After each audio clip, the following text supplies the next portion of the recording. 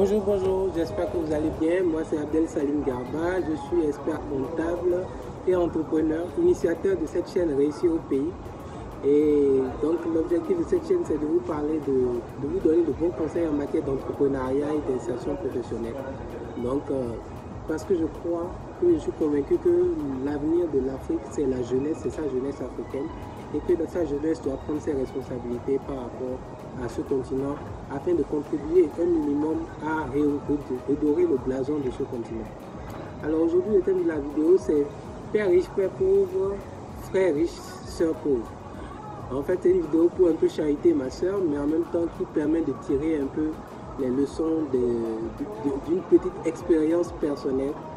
Et donc je vais vous raconter, je pense que j'ai raconté déjà une fois sur cette chaîne l'histoire de Père riche, père pauvre de Robert Kiyosaki. Je vais rapidement rappeler ça pour vous montrer un peu l'analogie que je suis en train de faire entre Père riche, père pauvre et frère riche, sœur pauvre. Alors, Père riche, père pauvre de Robert Kiyosaki, pour vous rappeler rapidement, c'est l'histoire d'un jeune garçon qui est né dans une famille classique, modeste, avec des parents qui sont issus de la classe moyenne.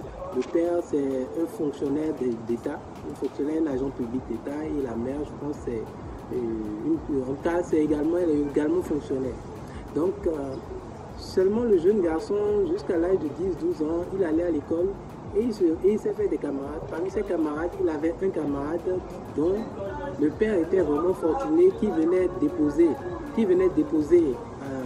à l'école en voiture de luxe et qui avait vraiment les moyens, quoi.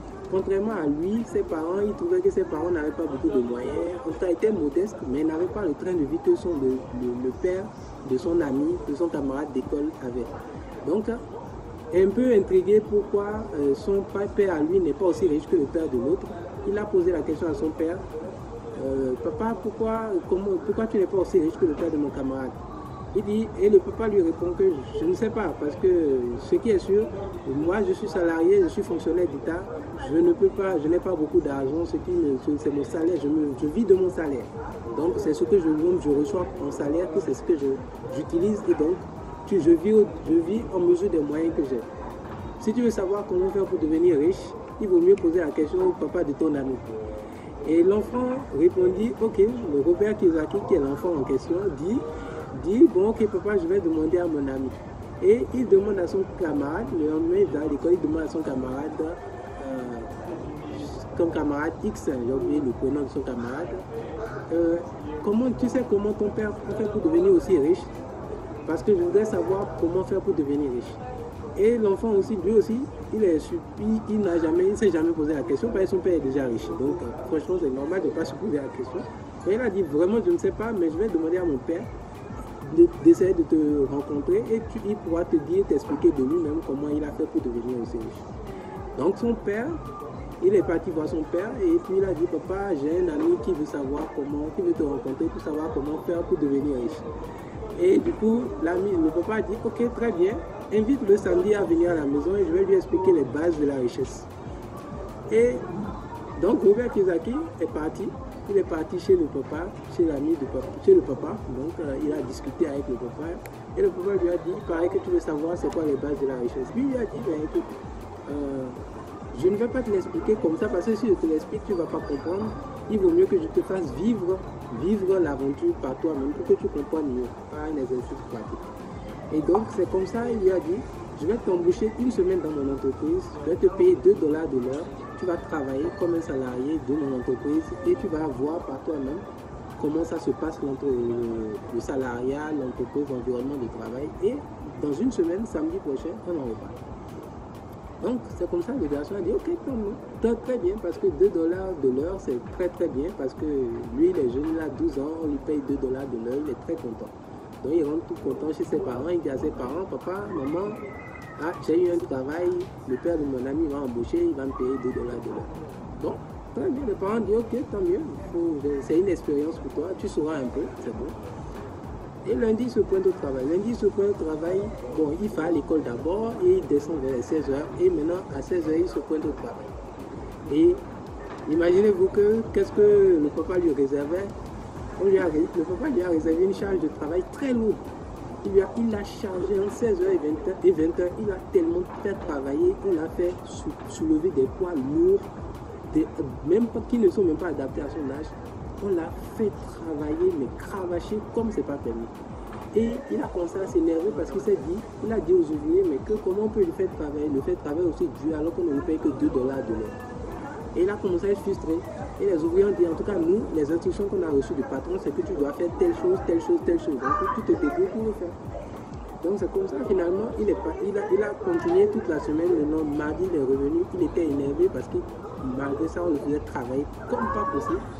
Mercredi, il était frustré et il était tellement énervé qu'il insultait le papa d'esclavagiste, etc.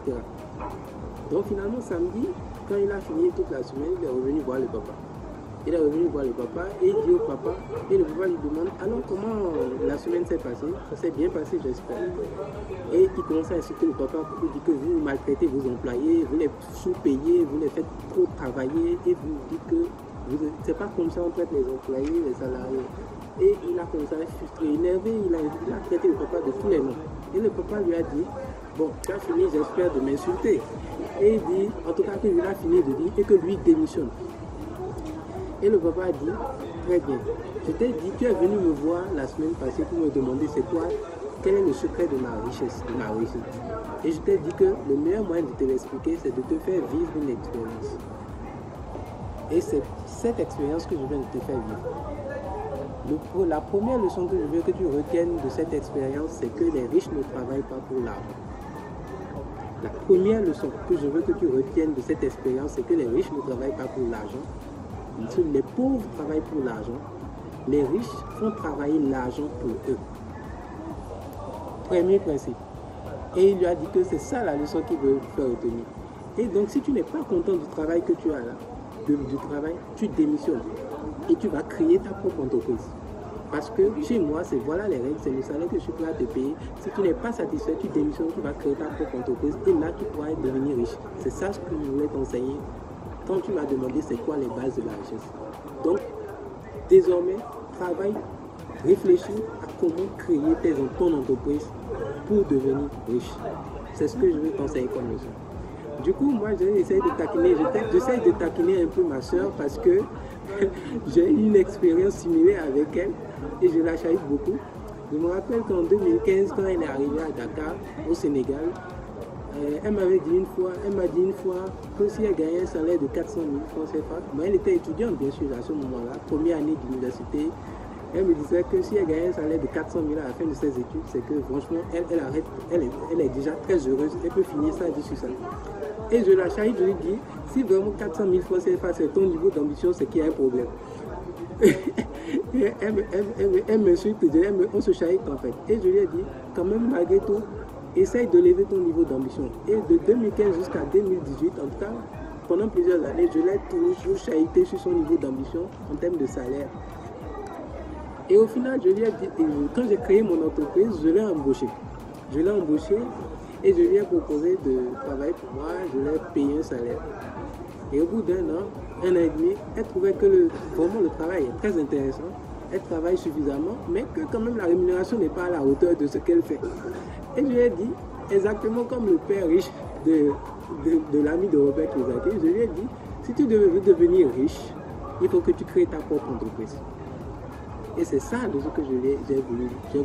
Je lui ai repris un peu l'histoire et je lui ai dit, si tu veux devenir riche, crée ta propre entreprise. C'est ça le secret pour devenir riche. Et depuis, pendant plusieurs mois, pendant qu'elle travaillait avec moi, je ne faisais que lui dire, essaye de trouver une idée, crée un produit, crée un service, cherche à qui vendre et vends-le et tu deviendras riche.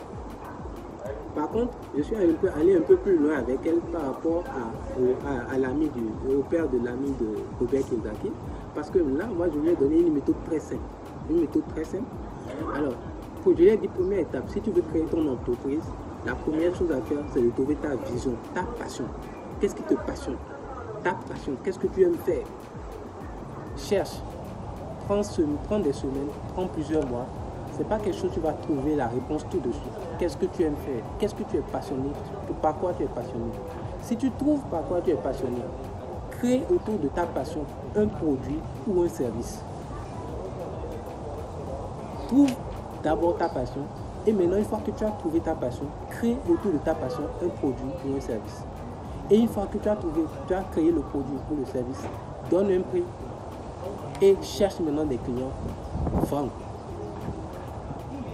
Plus tu trouveras des clients qui achèteront un produit, plus ton niveau de richesse augmentera. La richesse, c'est égal au prix du produit vendu ou du service vendu fois le nombre de clients que tu fais. Tout simplement. Donc, prix fois quantité. Plus, et c'est des variables sur lesquelles, en tant qu'entrepreneur, tu peux agir.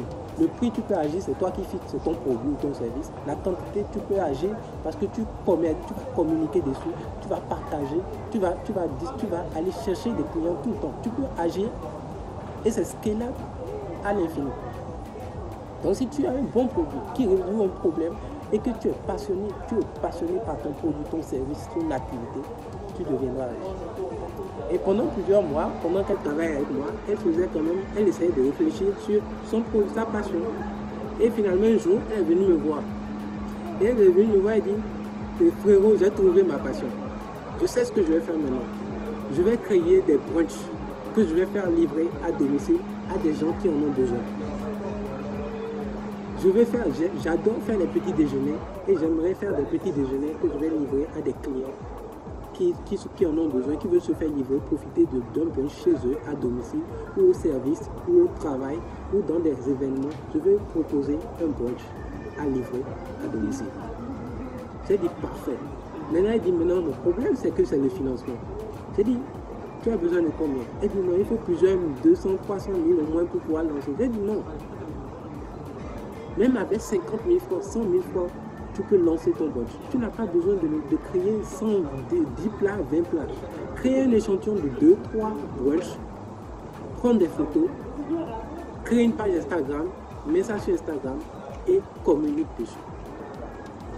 Dès que tu vendras les deux, le premier brunch, le deuxième brunch et le troisième brunch, c'est qu'il y a un marché pour toi et tu pourras produire davantage, utiliser ce que tu as reçu comme cash de tes ventes, réinvestir et produire davantage de brunch pour tes clients. Et c'est ce qu'elle a suivi. Elle a suivi mon conseil. Et je vous assure qu'au bout elle a créé son produit. En 24 heures, elle est partie au marché, elle est partie, elle a acheté ses produits, elle a confectionné son menu. 48 heures après, elle avait son menu, la marque, elle a fait son logo. Et au bout de 72 heures, elle a lancé le produit. Je vous assure, elle a commencé, je crois, avec 5 brunchs qu'elle a confectionné, un capital de départ de 100 000 francs. Et le lendemain, elle vendait déjà tous les 5. Et au bout d'une semaine, elle faisait déjà un chiffre d'affaires moyen par jour de 25 à 30 000 francs CFA. Aujourd'hui, vous pouvez aller voir dans le lien de la description, j'ai mis le lien de sa page Instagram. La marque, c'est Sweet Deli Brunch. Je fais un peu de publicité pour elle. Sweet Deli Brunch au Sénégal. C'est au Sénégal qu'elle fait d'abord pour le moment. Et elle veut s'internationaliser. Mais vous allez voir la qualité des produits qu'elle fait. Et pour vous dire comment un salarié, une salariée peut passer de l'état salarié à entrepreneur si on lui change l'état d'esprit. Et en une semaine, je vous dis, aujourd'hui, elle a fait à peu près, disons, en 3 mois d'activité, elle est passée d'un capital de départ de 100 000 francs CFA à un chiffre d'affaires mensuel, de 1 million de francs CFA. Avec une page Instagram suivie par déjà à peu près 2000 abonnés. Et ça, ce n'est que le début. Parce que sa progression est fulgurante. Et ça, c'est ce que je veux que les gens comprennent. Changer de vie, c'est changer juste d'état d'esprit. Changer de vie, l'éducation financière, c'est juste changer d'état d'esprit. Changer la façon de faire, changer la façon de voir. Osez, essayez des choses. N'ayez pas peur. Et inspirez-vous de votre passion. Servez-vous de votre passion pour pouvoir déterminer, trouver justement le secret de votre entreprise, pour pouvoir réussir en entrepreneur. Et en tout cas, j'espère que quand même l'histoire vous a intéressé et que ça vous servira et que ça vous permettra de comprendre que tout est possible. Il suffit juste que vous le décidiez. J'ai fait la première vidéo que j'ai faite sur cette chaîne. Essayez d'aller la voir, allez la voir. Je parlais si vous voulez réussir en 2021, qu'est-ce que vous devez fondamentalement faire? Vous devez décider et agir que vous voulez réussir. C'est tout. Une fois que vous faites ça, vous réussissez en 2021. Allez, j'espère que vous avez aimé la vidéo. Dites-moi ce que vous en pensez en commentaire, en lien de la description. Donnez-moi vos commentaires et n'hésitez pas à partager. Ça pourra aider. Cette vidéo peut aider beaucoup de jeunes, beaucoup d'étudiants, même des salariés. Vous êtes salarié, vous avez envie d'entreprendre, c'est pareil. Des jeunes étudiants, des salariés, pour vous aider à trouver la motivation, le point, comment on appelle, l'énergie en vous pour pouvoir changer de vie. Allez, j'espère que vous avez aimé la vidéo et on se dit